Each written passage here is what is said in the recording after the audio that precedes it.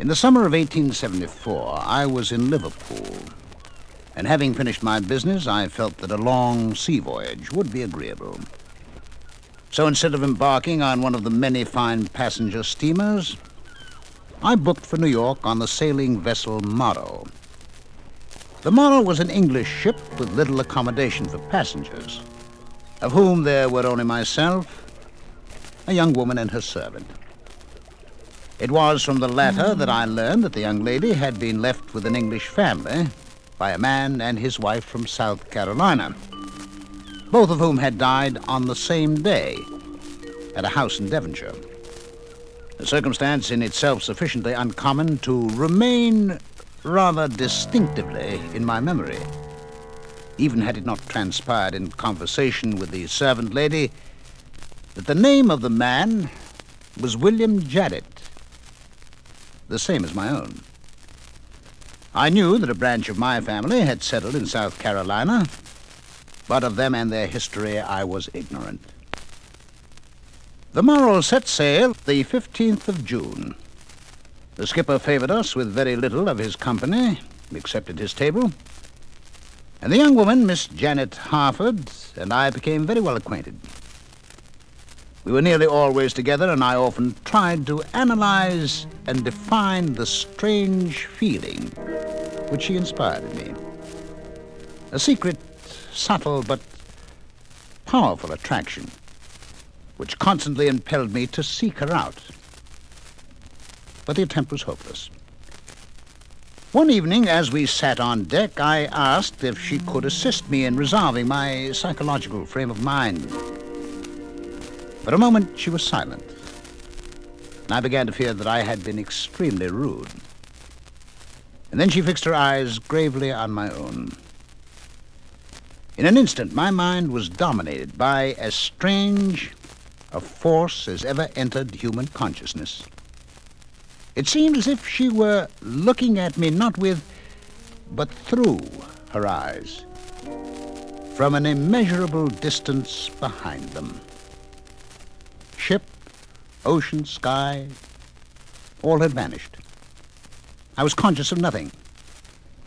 And then from out of it, my former surroundings of deck and mast slowly resolved themselves. Miss Harford had closed her eyes and was leaning back in her chair, apparently asleep. The book she had been reading lay open in her lap.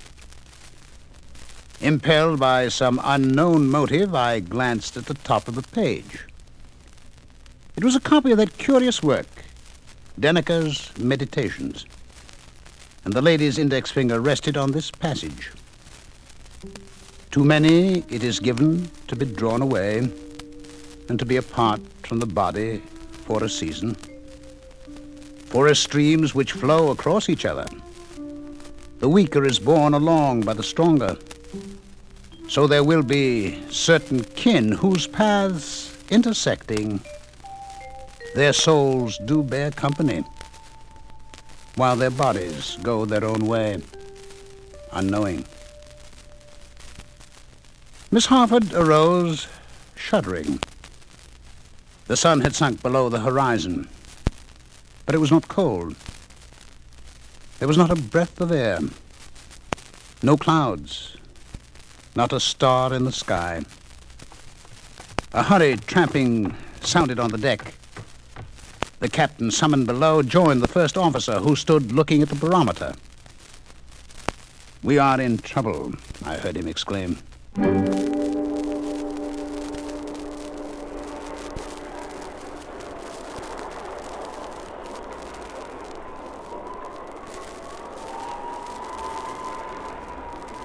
An hour later, the body of Janet Harford, invisible in the darkness and the spray, was torn from my grasp by the cruel whirlpool of the sinking ship. And I fainted in the cordage of the floating mast to which I had lashed myself.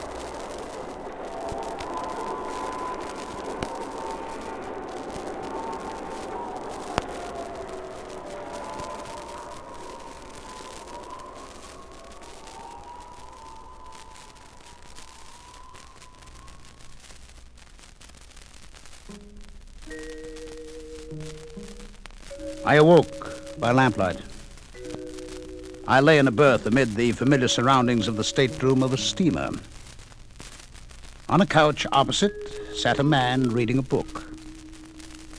I recognized the face of my friend Gordon Doyle, whom I had met in Liverpool on the day of my embarkation, when he was about to sail on the steamer City of Prague, on which he had urged me to accompany him. After some time, I spoke his name. Doyle, I said. Did they save her? He now looked at me and smiled as if amused. He evidently thought that I was half awake. Her? Who do you mean? He asked. Janet Harford, I replied. His amusement turned to amazement, and he stared at me, saying nothing. You will tell me after a while, I continued. What ship is this? Doyle stared again, and then replied, the City of Prague, bound from Liverpool to New York. 3 weeks out with a broken propeller shaft. Principal passenger, Mr. Gordon Doyle. One lunatic, Mr. William Janet. The two travelers embarked together, but they are about to part, it being my firm intention to pitch you overboard. I sat upright. Do you mean to say that for 3 weeks I have been a passenger on this vessel? Have I been ill? Yes, to the first question. And no, to the second, replied Doyle. Doyle, I cried. There is a mystery here. Please be serious. Wasn't I rescued from the wreck of the ship Morrow? Doyle changed color and approached me. What do you know of Janet Harford? He asked very calmly. First, tell me what you know of her, I said. Doyle gazed at me for a moment as if to think what to do, and then seated himself again on the couch. Why should I not know her? He said. I am engaged to marry Janet Harford, whom I met a year ago in London. Her family does not approve, and we eloped. Or are eloping, in fact. But on the day you and I boarded this steamer, she and her servant were boarding the ship Morrow. She would not consent to go in the same vessel with me, and it had been decided that she would take a sailing vessel in order to avoid detection. I am now afraid that this broken shaft may detain us so long that the Morrow will get to New York before we do, and the poor girl will not know where to go. By the way, she is only an adopted daughter of the Harfords. Her mother was killed by being thrown from a horse, and her father killed himself the same day. The Harfords adopted her, and she grew up believing that she was their daughter. I lay still in my berth. I hardly breathed. And finally I said, Doyle, what book are you reading? Oh, he replied, it's called Denneker's Meditations. Janet gave it to me. She happened to have 2 copies. He tossed me the volume, which opened as it fell to a marked passage. To many it is given to be drawn away and to be apart from the body for a season. For as streams which flow across each other, the weaker is borne along by the stronger.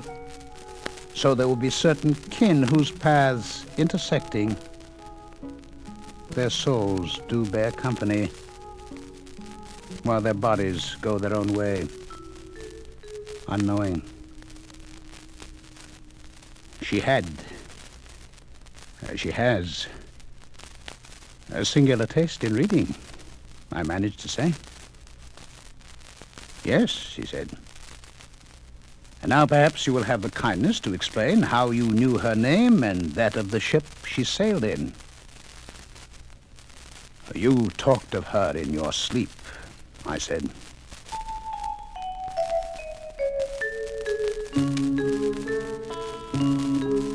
A week later, we were towed into the port of New York.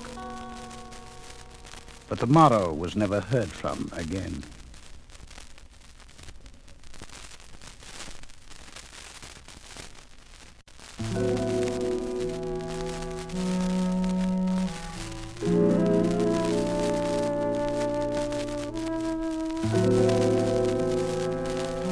Once there was a man who was married to a lady called Elvira. And Elvira had a golden arm. It was solid, shining gold. It ran from her shoulder right down to her fingers. Elvira was very proud of her golden arm, so proud that before she went to sleep at night, she would say to her husband, "If I happen to die, promise me you'll bury me with my golden arm." And he always said he would.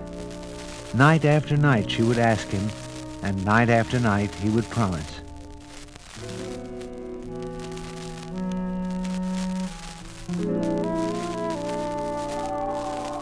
And one night, Elvira died. And the husband buried her just as he had promised, with her golden arm. And life went on for the husband. He was lonely, naturally. He had his work on the farm, he had his friends, but things weren't the same. He couldn't seem to pay attention to his work, and things went from bad to worse. And little by little, he sold the farm animals, then the carts, then the barn. And lying in bed one night, he began to think about Elvira and her golden arm. He thought about what he could do with all that gold. And it seemed a shame that Elvira's arm was buried deep in the ground. And the more he thought, the more he had to have that arm. But he had promised Elvira, and yet he needed the gold in her golden arm.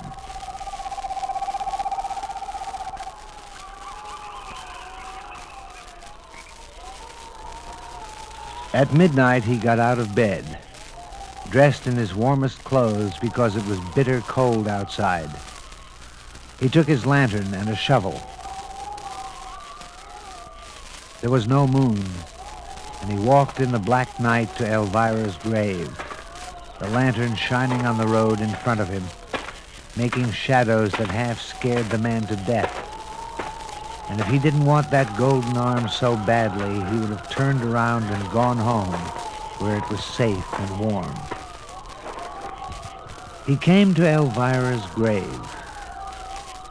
The ground was hard because of the cold, but he dug and he dug. The hole got deeper and deeper.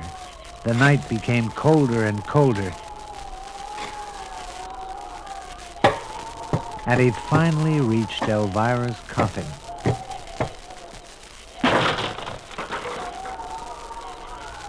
He opened the coffin, reached in, and took the golden arm. He covered up the coffin and fixed the earth around the grave so that no one would know what had been done. It began to snow and hail, and the wind got louder and louder as the man started back for home with the golden arm under his coat.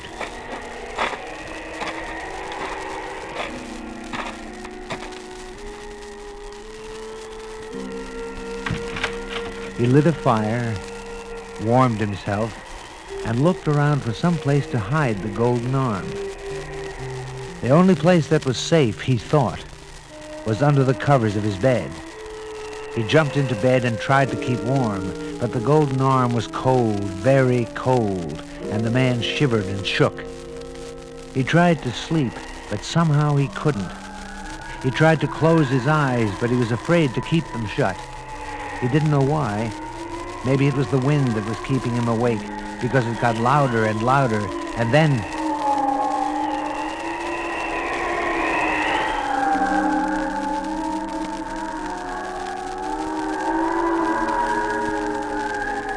he heard a voice in the wind. It was calling, "Where is my golden arm?" Imagination, the man thought. It had to be, because it couldn't be anything else. but he pulled the covers over his head. He didn't want to hear the sound, or was it a voice? What was it saying? Where is my golden arm? He got out of bed to make sure.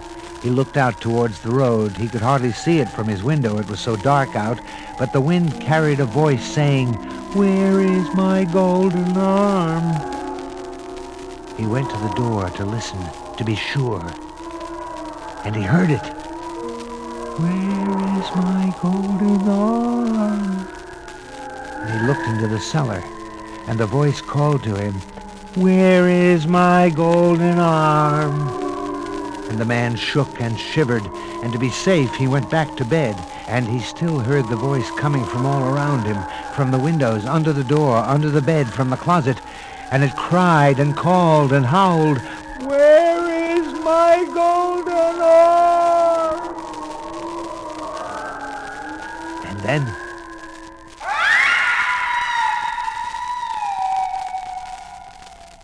he saw it.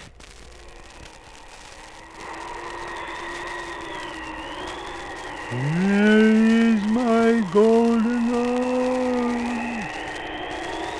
At the foot of his bed. And it jumped right at him. You've got it!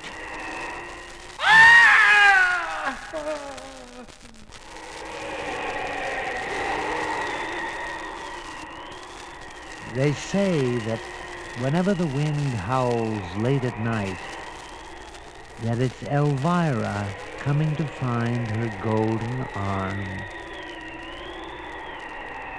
Do you have it?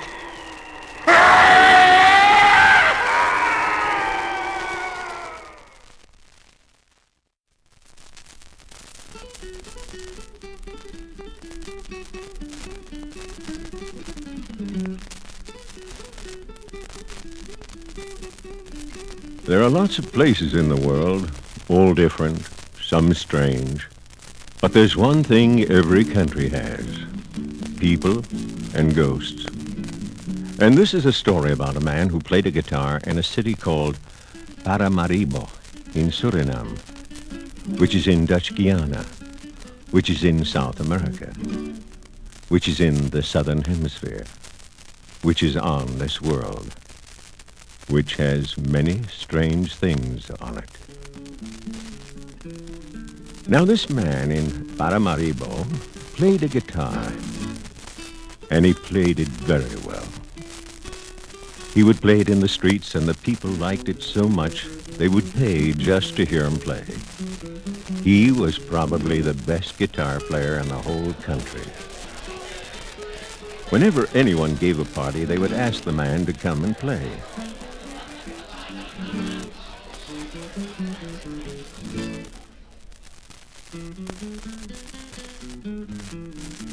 And he would play until very late in the night.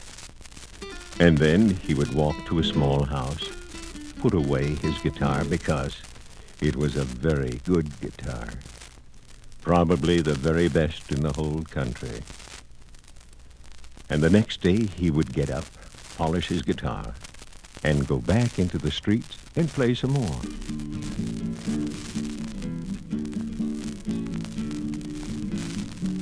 One day, the richest man in Paramaribo came to see him. "My friend," the richest man said, "I am having a party, and it wouldn't be a party without you to play."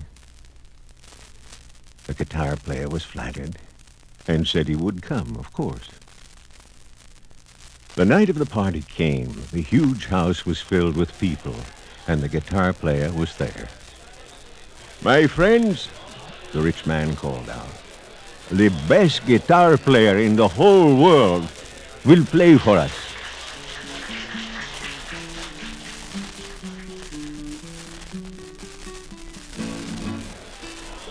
He played better than he had ever played before, and he played until it was very, very late. And when the party was over, he walked home. It was a very dark night, and he played the guitar as he walked. He played softly to keep his mind off the dark. dark night. There was a sound from the bushes behind him. He turned and saw a man he had never seen before. "That is a very good guitar," the man told him. "I wonder if you would let me play it." Well, it was dark. The man was a stranger, and the guitar player was all alone. So he said, "Of course." And he gave the man the guitar.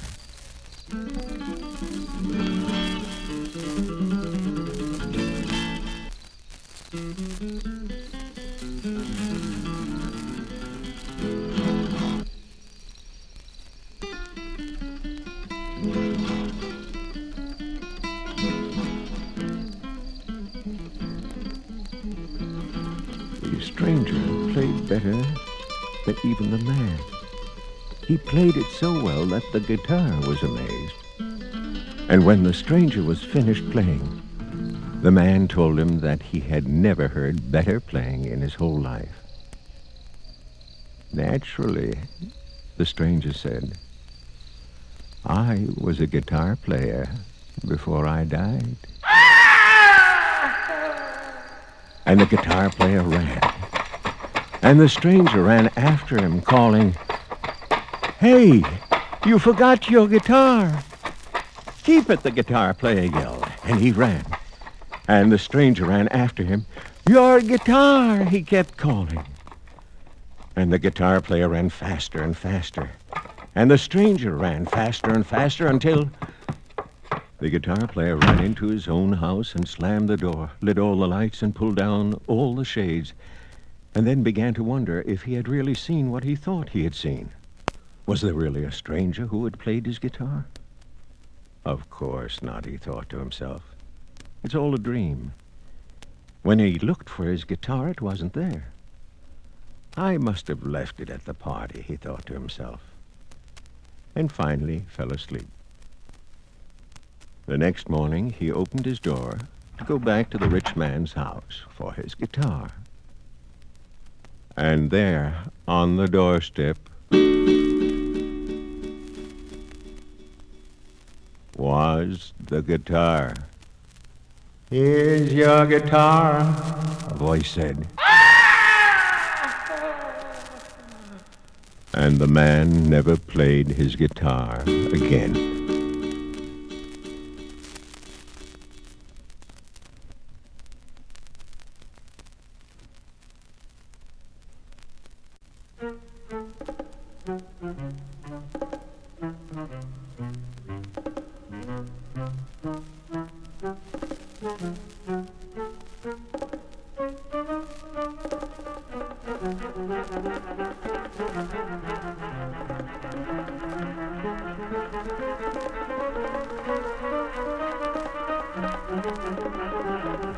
There are all kinds of scary things that live in the world. Ghosts, vampires,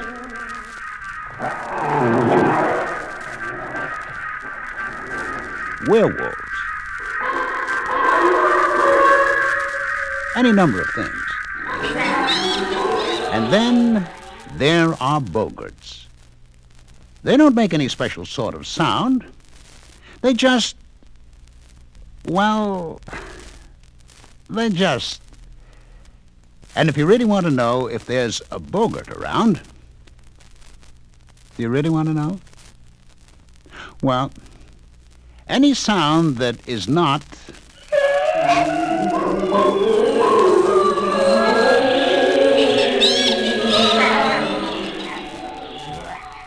is a bogart.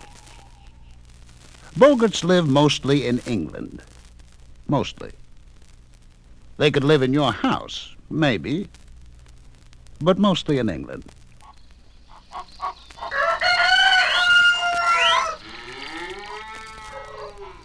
Once there was a farmer and his wife, and they had a bogart.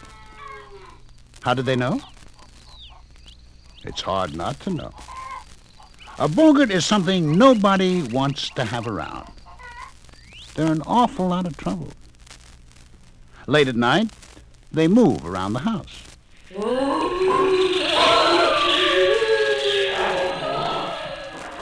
And what they do is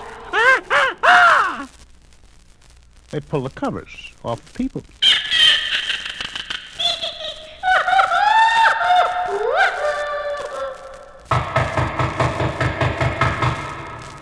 They knock on doors.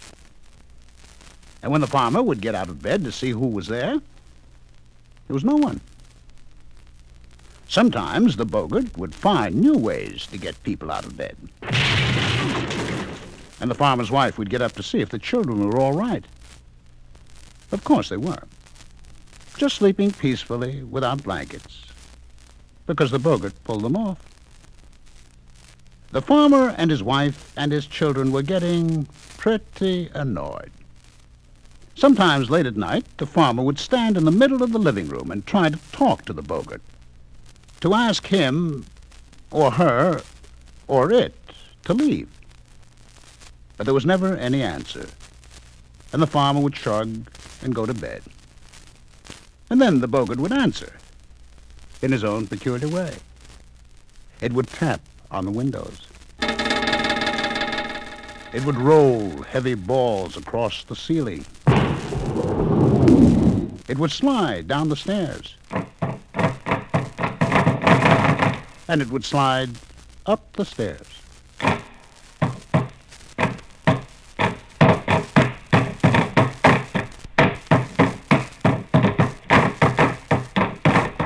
And one night, because everyone, the farmer, his wife, and all the children, tried talking to the boggart, asking it to please go away.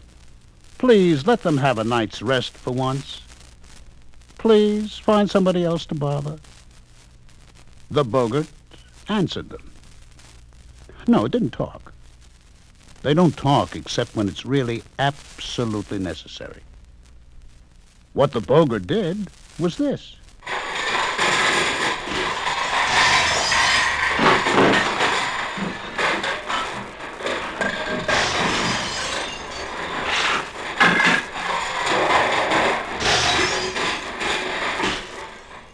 The farmer and his wife and all their children were mad, very mad. And they decided once and for all they wouldn't pay attention to the boggart. When it pulled off their covers, they pulled them back on. When it woke them at night, they rolled over and pretended to go back to sleep.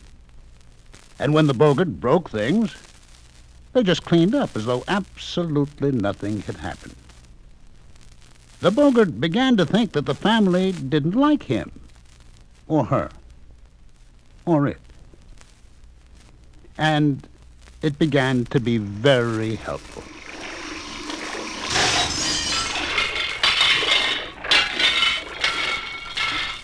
It washed the dishes, sometimes. And because it was what it was, it threw a dish every once in a while.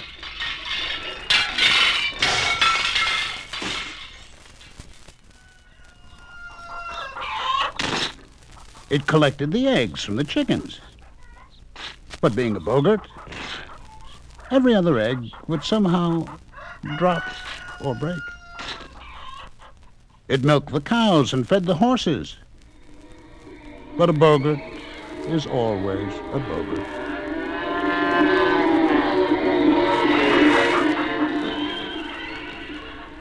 So, it tied the horses' tails to the cows' tails and let them loose in the barnyard. The farmer was very mad. He had a lot of fixing up to do. The farmer's wife was annoyed. She had a lot of cleaning up to do.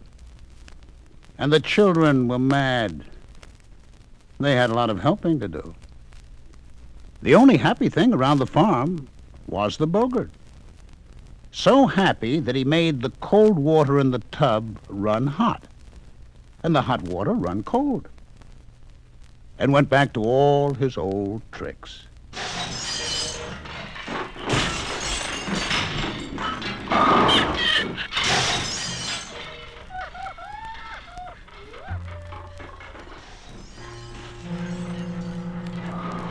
There was only one thing to do. The farmer told his family that if they couldn't get rid of the Bogart one way, they'd do it another. They'd move. Well, did you ever try to move with a Bogart in the house? When one trunk was packed and everybody was busy moving the piano, the Bogart emptied the trunk. And when everyone went back in to repack the trunk, they'd find the piano had somehow been put out in the barn. It was very hard, but finally the day arrived, and everything was ready to go. All the neighbors wished them good luck, and the farmer said he was happy to be going. He was getting away from the Bogart at last.